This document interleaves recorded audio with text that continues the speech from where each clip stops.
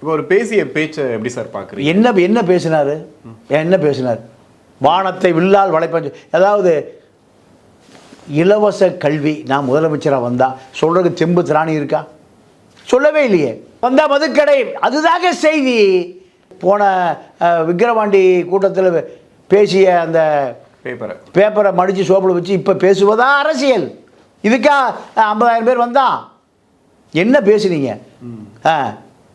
நான் வந்தால் மதுக்கடையை மூடுவேன், 10க்கு நாள் செய்தி.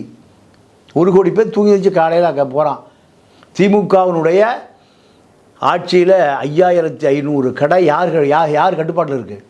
24/7 யார் கடையில் டாஸ்மார்க் நடத்துகிறா? திமுக செயலாளர் தான் நடத்துகிறான். அது உனக்கு சொல்கிறதுக்கு தெம்பு திராணி இல்லை. நீ ஒரு தலைவனா?